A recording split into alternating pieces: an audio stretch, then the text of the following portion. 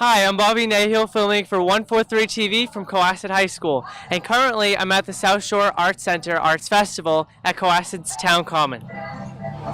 Today I'll be going around asking the exhibitors about their artwork and their experience at the festival. I'm here today with Diane Kennedy, who's one of the many volunteers at the South Shore Arts Center Arts Festival.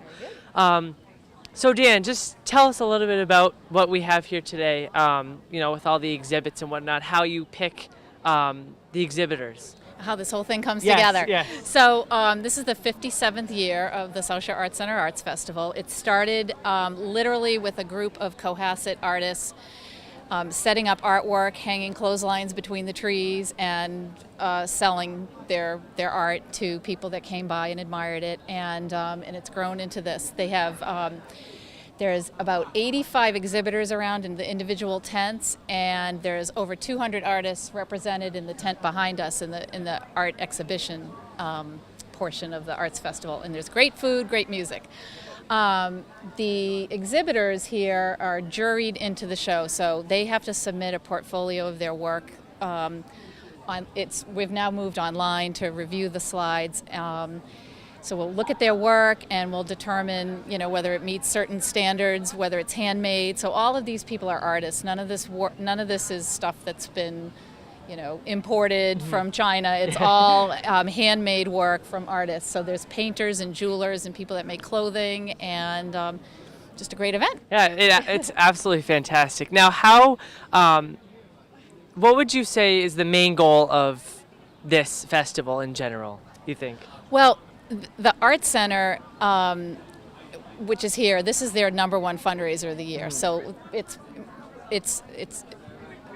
a goal is to raise money for the Arts Center, but most importantly, it's just to kind of share the world of the arts with everybody in town. And I think we hope to inspire people to become artists, to support local artists, and just to get a flavor that an artist isn't necessarily somebody with a paintbrush. It could be somebody that designs a newfangled bag or some piece of jewelry that's special.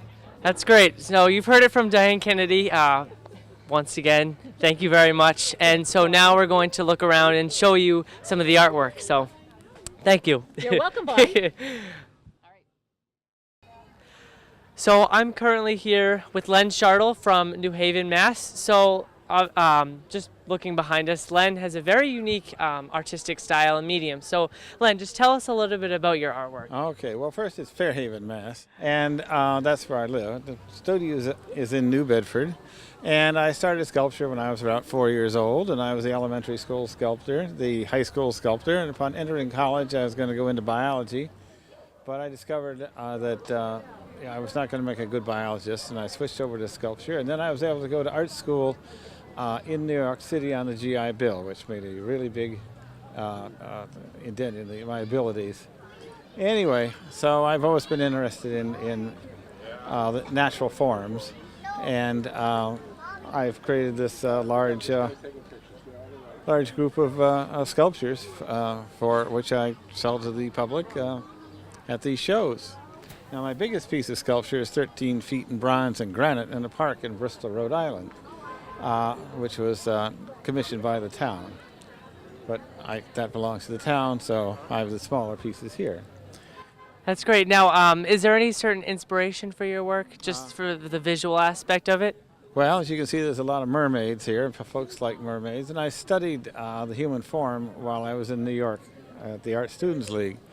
And so I combine that with my love of the natural world. And so you get mermaids, which folks really like around here.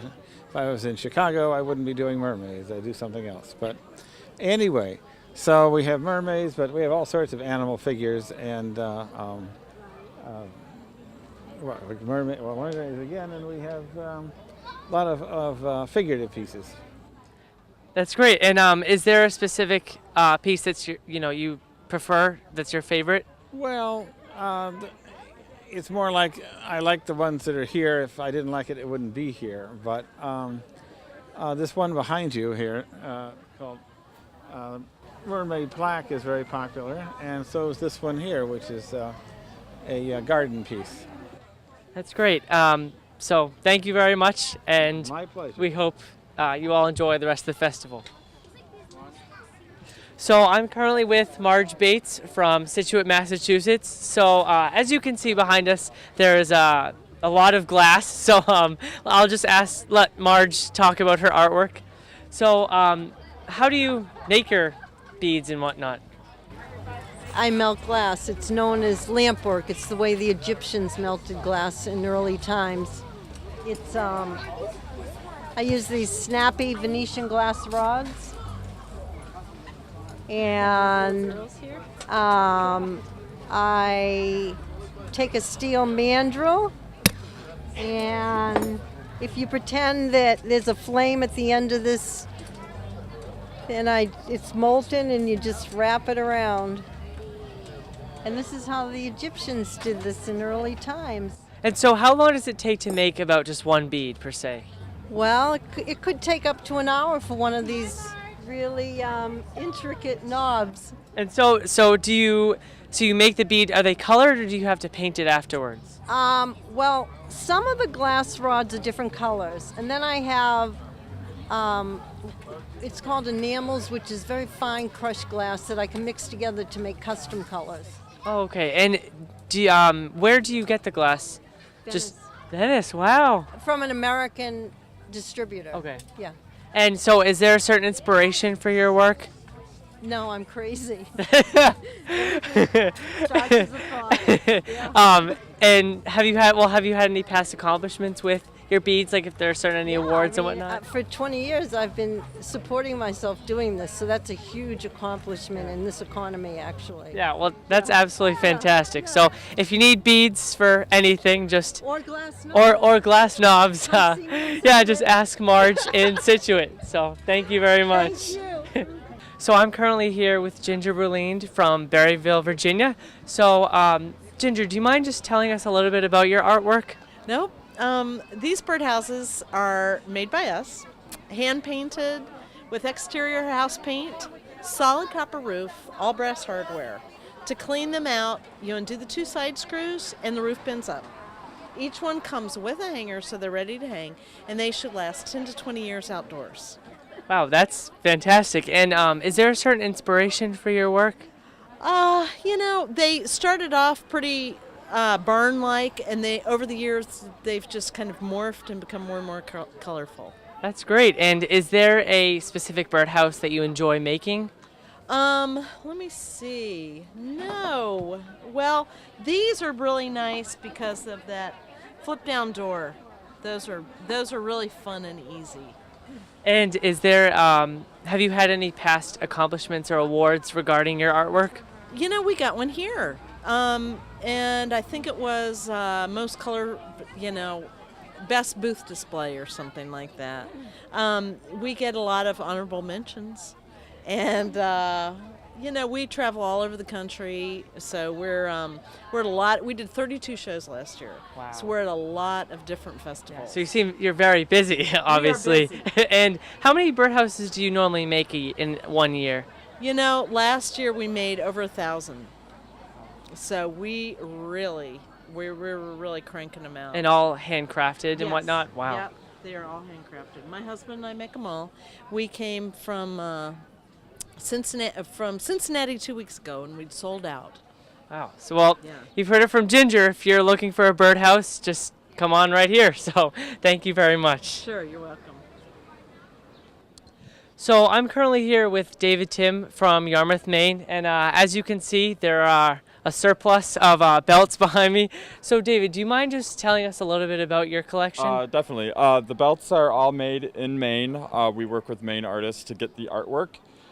We also do a line of pet collars, design your own flip-flops, and design your own totes. That's so cool. And now, is there a certain inspiration for your artwork?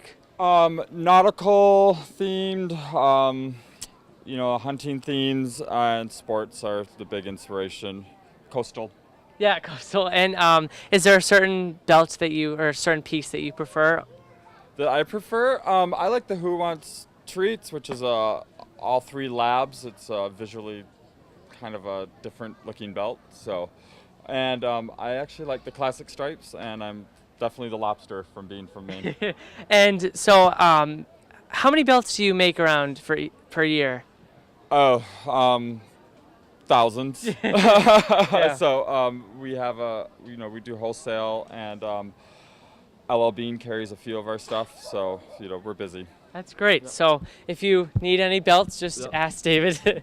So thank you very much. Thank you. So I'm here right now with Aaron Lehman from Gloucester, Mass. And as you can see, there's a lot of glass behind us. So Aaron, do you mind just explaining a little bit about your artwork? I blow glass is what I do. I'm a glass artist. It's all hand blown, hand sculpted. A few different series here. This is the shard series that I've been working on, where I blow really thin bubbles of glass and then shatter them and roll them back up into these works here. Yeah. That's great. And so how many pieces do you make in a year, per se? Oh, I have no idea. It depends on how many people buy. Oh, okay. And how long does each one take, usually? This piece here took 12 years and 1 hour. Wow. That's fantastic. 12 years to be able to do it. And is there a certain piece that you favor? This piece right over here. Sorry, it's a little further away. But this is some of my newer sculptural work that I've been working on. Yeah. That's great. And have you had any past accomplishments with your glass making regarding competitions or whatnot? I don't get involved in competitions. Yeah, but just enjoying the artwork itself. yeah. That's great. So if you're interested in any glass, just ask Aaron. Thanks, guys. Thank you. So I'm currently here with JD Logan from the Berkshires, and as you can see, JD likes to paint. So JD, do you mind just explaining your artwork in general? Oh, sure. I do imaginary landscapes. They're all based on something that I've seen at some point during my travels to festivals and things like that. But I put my own twist on them, and the originals are done in acrylics, and then all the pieces that are under glass are what are called giclée prints, which are digital inkjet, and they're all limited edition, signed and numbered, and things like that. And is there a certain inspiration for your paintings? Just the areas that I see. I do most of my shows in the Northeast, so I'm either in Vermont in the fall or I'm at the coast in the summer, things like that. And I just kind of take something I've seen and, like I said, imagine a different version of it and kind of create it with the colors that I want. And I just try and keep it peaceful and serene. Yeah, I and keep out the people and the animals, and it gives it a stillness to the work. And as you can see, I mean, they're definitely not general paintings. So how long does it normally take you to do one? Oh, a piece like that sailboat up there might take me, a couple of weeks to finish. Oh, okay. And how many paintings do you normally do in a year or so? 15 to 20. Wow. And then produce prints. Oh. So a lot of my time is taken up with the framing and dealing with the business end of the prints. That's great. And is there a specific piece that you like or over the others? That's one of my favorites, Almost Home. And another one is the one below it, Moon Shadows. And that's one that I've already sold the original to, so that's a print. And I have a few of those left to sell. That's great. And are there certain accomplishments that you've had regarding competitions or anything? Oh, I've won Best in Show at a few shows like that. I've been in Country Home magazine, and my work somehow ended up, there's a TV show a few years back, The Gilmore Girls, that was on for a long time, and somehow my work ended up in the daughter's dorm room. So once in a while on TV I'd get to see some of my work, but that's about it. Well, that's great. So, I mean, definitely check out JD. So thank you very much. Thanks a lot. So if you're looking for wicked cute stuff for kids, you can just ask Meg Lynn from Hingham, Massachusetts. So Meg, do you mind just explaining your work in general? Well, I have been sewing my whole life. No matter what I've done, I've always gone back to sewing. And recently I worked at Boston Ballet Costume Shop for 2 years, and I said, I really, really love sewing. I need to do this on a much bigger scale. So I make layette items for babies and dresses. I shop all over the world for fabric. This particular fabric is from Paris. Wow. The trim is from Paris. This is from Paris. And I started making Moses baskets about a year ago, and they're very popular. Special baby gift. That's great. So you definitely say that your inspiration is traveling and whatnot, and No, knitting. my inspiration is that when I had my first grandchild, and I started looking at baby clothes, I decided that my grandchildren were not wearing The right those clothes. Yeah, they were not wearing the clothes from the big stores. Mm-hmm. They needed something way cuter and way more beautiful Wicked fabrics. cute. Wicked cute. They had to be wicked cute. That's Because great. babies are wicked cute, Yeah. you know? So, so that was really my inspiration. And babies are adorable. So, you know, they need wicked cute clothes. And so is there, obviously there's a lot, but is there a certain piece of yours that you prefer over the others? Well, I'm really proud of my Moses baskets because they are probably, if you look online, first of all, Moses baskets are very expensive. They have way too much fabric on them. And mine are very tailored, they're very simple, but I think they're very classic, and I use very classic fabrics. They look beautiful. And Thank you. how long does it take you to make either a dress or a basket in general? A dress takes about an uninterrupted day, Oh wow. and a Moses basket takes me about 2 days. Oh wow. So that's great. Yeah. I And don't leave the basket. oh okay. I was gonna say wow. Baskets are from China. Oh you okay. know. Okay. And so how many do you produce in about a year or so? Oh, well, that's a really good question. I produce more than I sell, Oh, that's which I think Yeah. from most business standpoints, that's not a good practice. But it's my, instead of therapy, you know, I sew. right. Well, that's So it absolutely keeps me fantastic. out of trouble, yeah. and it keeps me out of the gambling casinos. So there you go. And have you had any? So obviously you must be very accomplished with your work. Is there any specific awards that you've received in general or anything? No, I haven't, but I'm here at this very prestigious craft fair. Exactly. So what more can I say? Exactly. Well, know? thank you very much. Thank and you. if you're looking for wicked cute clothes for babies or a Moses basket, just check out Meg. Thank you. Thanks. Bye-bye. So I'm here with Audrey Davis Broderick from New Salem, Mass. And so Audrey, would you mind just telling us a little bit about your fantastic artwork? Thank you. All of this is gourds. Most of them are from the Southwest, where they grow the best. What I typically do is draw everything with graphite because I do everything by eye. I don't use any calibration whatsoever. Oh, wow. And once you burn something, you can't erase it. So I do it all in graphite, and then I go over all the graphite with a wood burning pen. And once I'm satisfied with the lines, I put some color to them. And some of them, as you can see, I actually cut them out. I do have to open them and clean out the seeds, but they do come to me already cleaned of skin and dry. Well, it seems like you put great detail into your work. How long does it take to just do one per se?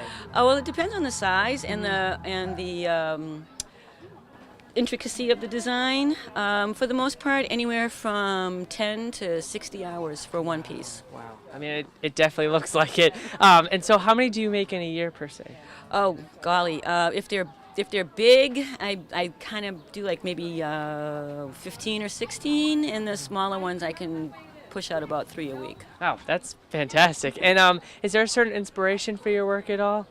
No, not really. I just like a lot of different designs and stuff like that. That's all. Yeah. That's great. And is there a certain piece of yours that you think is your favorite?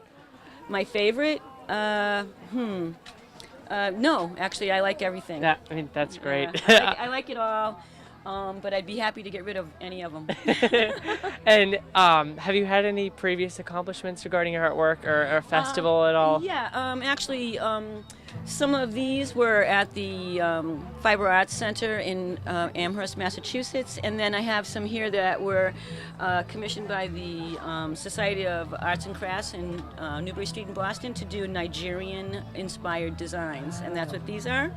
And this particular gourd was found wild on the desert of Arizona, already bleached of its skin and released its seeds. So if you're a Ute Indian, they have rattles. They just attach this to a stick, and there you go. Wow, well, that's fantastic. So thank you very much, You're most Audrey, for your welcome. time. No problem.